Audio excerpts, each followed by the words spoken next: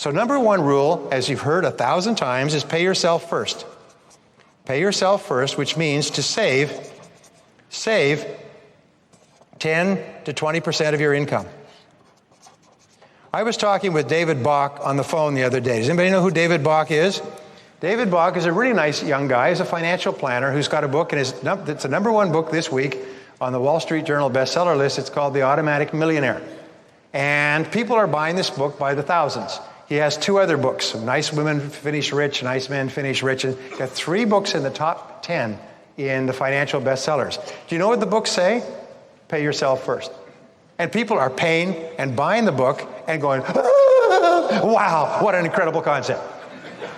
And he talks to people who come in, working people. The guy's a truck driver, she's a waitress, and they come in to plan their finances. He feels a little sorry for them because they got kind of crummy clothes and they got kind of working class jobs. And together they never made more than $50,000 in their lives. And they're 45 or 50. And then he shows them, this is what the Automatic Millionaire starts with. Then they show him their financial plan. They're worth $2.3 million.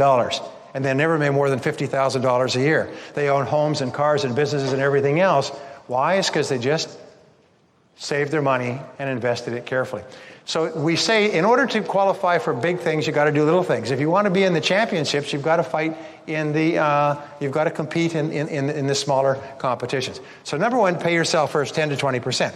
Now here is the great challenge, is most people can't do this. Most people say, geez, 10 or 20%.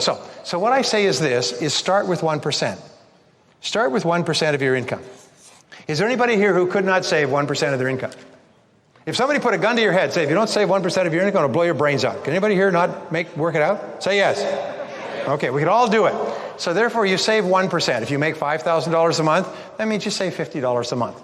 You open up a separate bank account, and just as religiously as if you're going to be shot if you don't do it, you put $50 a month in that bank account, 1 crummy percent.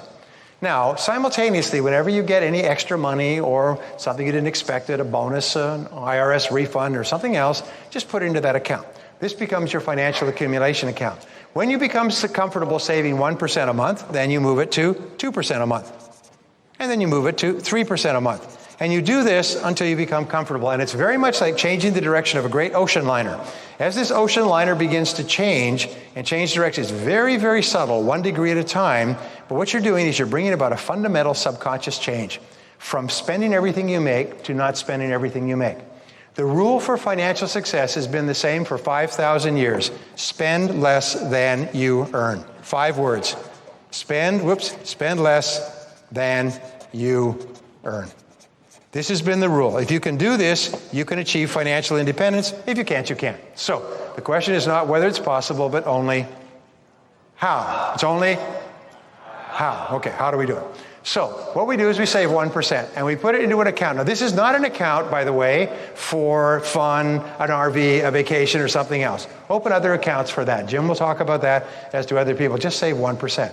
And then 2%, and then 3% until you develop the saving habit. And pretty soon, within a year or two, you'll have it up to 10 to 20%. Now, I never understood this, but what happens is that when you save money carefully like this money begins to develop an energy. It begins to become a force field. It begins to develop an energy of attraction. And there's a law in the universe called the law of accumulation. It says the more you accumulate, the more you accumulate. And the more you have here, the more money you attract into your life. And what happens is you get little bits of money from here and a bonus from there and unexpected money from there, and you save something from here. Instead of blowing it, which we normally do, you put it into this account, and each penny, dollar you put into the account increases the energy. It's almost like this is uranium, and it's increasing the energy power, and it starts to draw more money. It becomes like a force field of energy.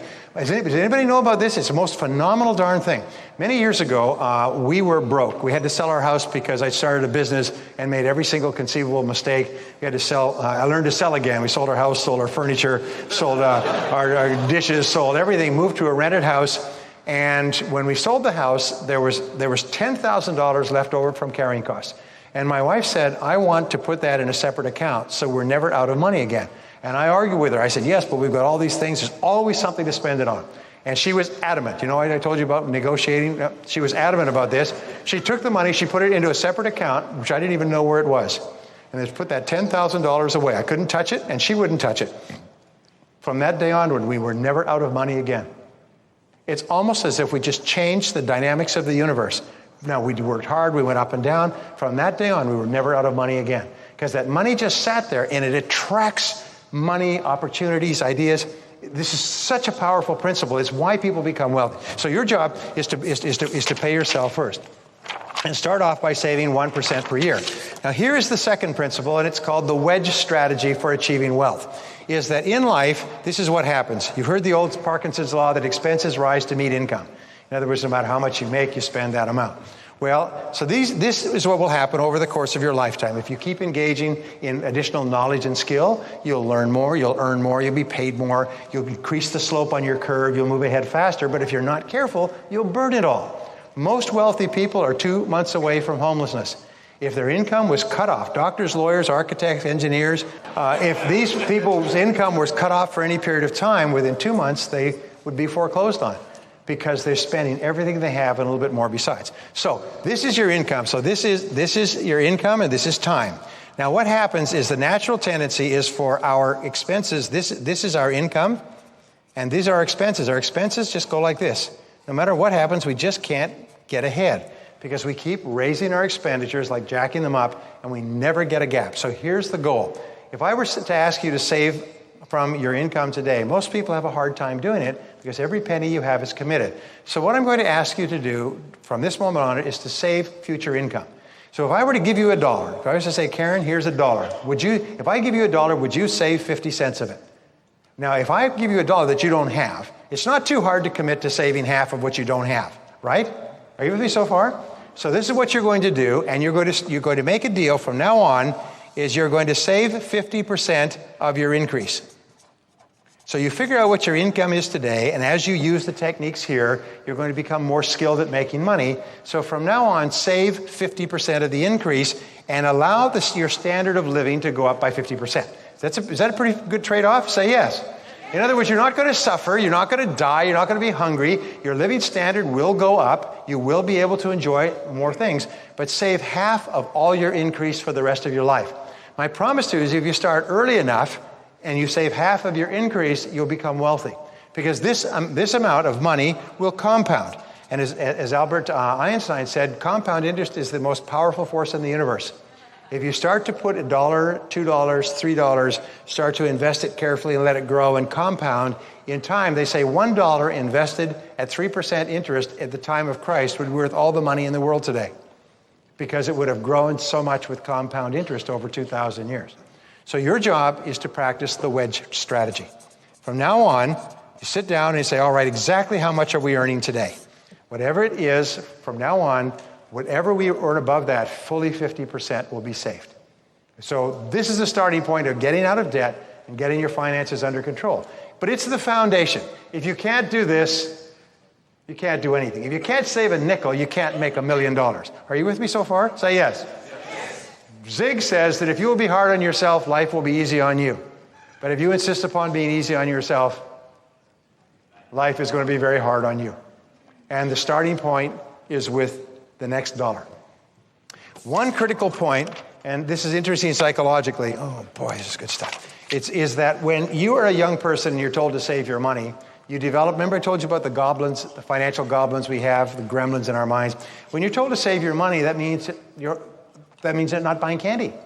If you have an allowance means candy. It means toys, it means fun, it means ice cream. And say, you should save part of your income. You should save 10% or 50 cents or whatever it happens to be. But that, you associate saving money with pain. That means you can't get candy. Now, you're just a kid. You're not working this out philosophically. You're just saying save money means don't buy candy. Now, when you're an adult, what has happened is this is programmed deep in your subconscious mind. And when you think of saving money, the first thought you think of is sacrifice, pain, hurts, no candy. And what you have to do is you have to go back into your subconscious mind and rewire it like an electrician and hook up the wires differently so that saving money makes me happy. Because what we have found is that all people who are wealthy enjoy caring for their money. Now, here's another thing.